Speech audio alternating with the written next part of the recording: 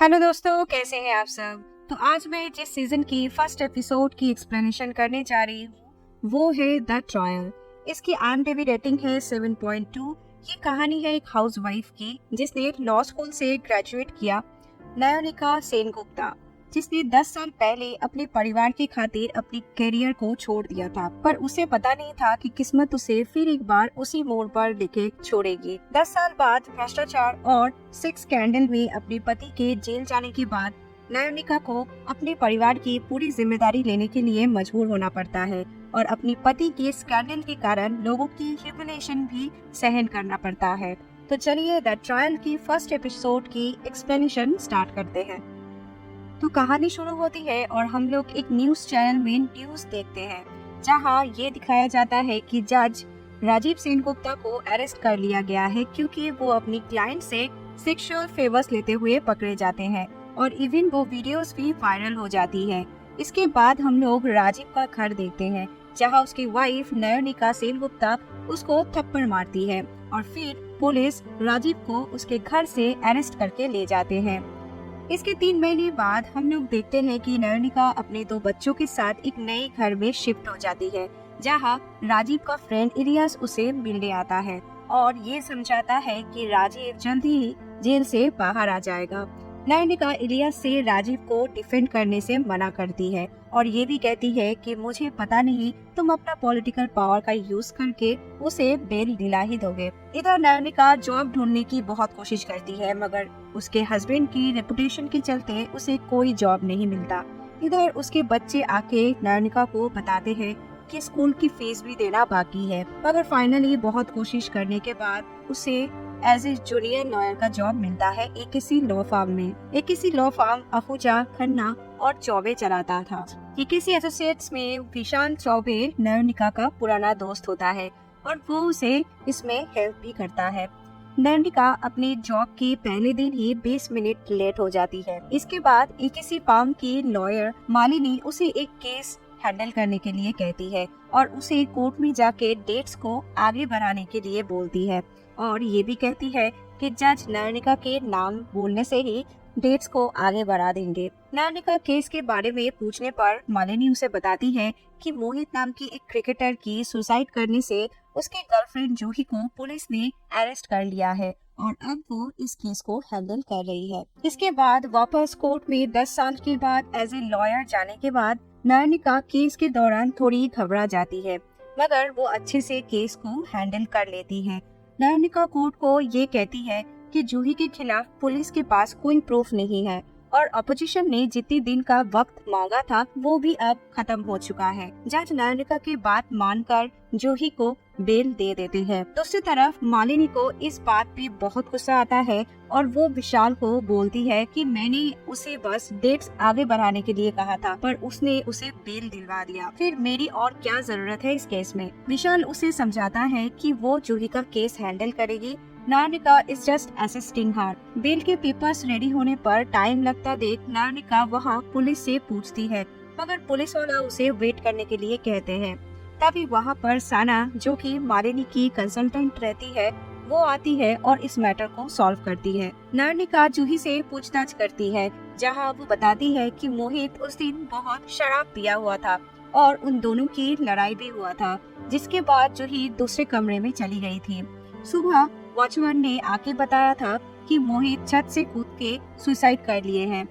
News में जूही को as a culprit दिखाया गया था जिसके बाद पुलिस ने उसे इंटरोगेशन किया और मोहित जितने भी महंगे गिफ्ट्स जूही को दिया था उसके बारे में पूछताछ किया, लेकिन वो इंटरोगेशन क्लिप्स भी मीडिया में किसी ने लीक कर दिया था और सबको ये लगने लगा कि जूही के बार बार इतने महंगे गिफ्ट्स मांगने के प्रेशर में और रिलेशनशिप प्रॉब्लम्स के चलते मोहित ने सुसाइड किया है। नयोनिका ये सब सुन के जूही को मोटिवेट करती है और उसे अपनी फैमिली के साथ एक नॉर्मल लाइफ लीड करने के लिए कह देती है। दूसरी तरफ नयोनिका घर आने के बाद देखती है कि राजीव की माँ वहाँ आई होती है और पूछती है कि राजीव से मिलने कब जाएगी। नयोनिका बताती है कि वो अपनी जॉब को लेकर काफी बिजी है और वो अपने बच्चों की ध्यान रख रही है। तभी नयोनिका को अपने बच्चों की लड़ने का आवाज आती है और वो ऊपर जाती है देखने के लिए।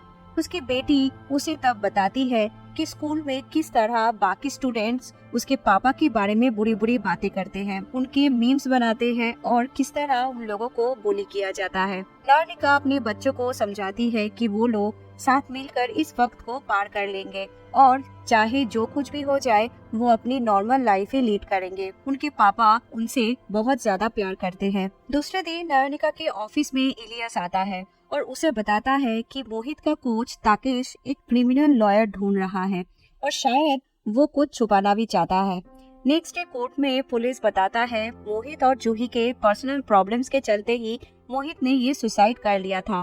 ताकेश जो कि मोहित का कोच रहता है, उसके बारे में पूछे जाने पर पुलिस कुछ नहीं बताता, मगर जब नार्निका ये कहती है कि ताकेश भी वो वजह हो सकता है मोहित के सुसाइड के पीछे, तब जज इस सवाल को खारिज कर देता है। नार्निका तब साना को ताकेश के बारे में सभी इंफॉर्मेशन निकालने के लिए कहती है। साना इसके बाद ताकेश के एकेडमी में जाके वहाँ कुछ तस्वीरें लेती है और सारा इंफॉर्मेशन पता करती है। उसे ये पता चलता है कि वो पूरा एकेडमी बस मोहित के नाम पर चलता था, मगर वहाँ दो और भी अच्छे प्लेयर्स थे, काशिन और संजय। संजय अभी भी रणजी खेलता है, मगर काशिन पिछले 10 साल से नहीं खेलता। साना तब काशिन से मिलती है और पूछने पर काशिन उसे बताता है कि उसे स्ट्रोक हो गया था। ताकेश के बारे में पूछने पर वो बताता है कि वो एक बहुत बुरा आदमी है और उसने सभी प्लेयर्स को सप्लीमेंट दिया था जिसमें ड्रग्स होता था। साना उसे कोर्ट में ये बातें बताने के लिए कहती है, लेकिन काशिन ये मना कर देता है। जूही से पूछताछ करने पर जूही नार्निका को बताती है कि मोहित डोपिंग करता था जो कि उसको ताकेश देता था, मगर वो बस 12 दिन के लिए ही ब्लड तक रहता था, फिर नहीं। मगर एक दिन अचानक से टेस्ट शेड्यूल्ड हो गया था ड्रग्स लेने के 3 दिन बाद, जिसका नोटिस मोहित को नहीं था। उसके फॉर्म भी खराब चल रहा था और ये सुनकर वो बहुत ही ज्यादा गुस्सा हो गया था और इवन जूही को थप्पड़ भी मारा था। नार्निका जूही को ये सब कोर्ट में बताने के लिए कहती है, मगर वो इसमें मना कर देती है कि वो मोहित के मरने के बाद उसका रेपुटेशन खराब नहीं करना चाहती थी। बार बार समझाने पर जूही लॉयर चेंज करने का भी डिमांड करती है। दूसरी तरफ विशाल उसे कहता है कि वो उसके साथ अब ये केस हैंडल करेगा। वो लोग प्लान बनाते हैं कि ताकेश के मुंह से ये बात उगलवाना होगा कि वो प्लेयर्स को सप्लीमेंट्स देता है। नेक्स्ट डे कोर्ट में ताकेश से सवाल किए जाते हैं, क्या वो प्लेयर्स को ड्रग्स देता है जिसमें वो मुंह कर जाता है। तभी वहाँ साना काशिन को लेकर कोर्ट में आ जाती है, जिसको देख ताकेश गुस्सा हो जाता है और इसी बीच गुस्से में आके वो सारे सच एक एक करके बता देता है कि उसने प्लेयर्स की जिंदगी बनाई है और किस तरह उसने मोहित और काशिन को भी ड्रग्स दिया था ताकि उसकी परफॉर्मेंस बेहतर हो। ये सब सुनकर case cut to cut clear हो जाता है और कोर्ट जूही को सारे एलिगेशन से हटा देता है और उसे माफी भी मांगते हैं। दूसरी तरफ नार्निका बच्चों के स्कूल में जाकर प्रिंसिपल से बात करती है कि किस तरह से सब लोग उसके बच्चे को बुली कर रहे हैं और स्कूल कोई भी एक्शन नहीं ले रहा है, जिस पर प्रिंसिपल ये कहती है कि वो सब लोगों का मुंह बंद नहीं करवा सकती है। नार्निका स्कूल के खिलाफ केस करने का धमकी देकर वहाँ से चली जाती है। एट लास्ट हम लोग जेल देखते हैं, जहाँ नार्निका राजीव से मिलने जाती है और उसे बताती है कि किस तरह उसके चलते उसके पूरे परिवार को, उसके बच्चे को ये सब देखना पड़ रहा है। राजीव नार्निका को भरोसा करने के लिए कहता है, जिस पर नार्निका कहती है कि वो अब सिर्फ सबूतों पर भरोसा करती है, इंसानों पे वो भरोसा नहीं करती है और फिर वहाँ से चली जाती है। और यहीं पे एपिसोड 1 एंड होता है।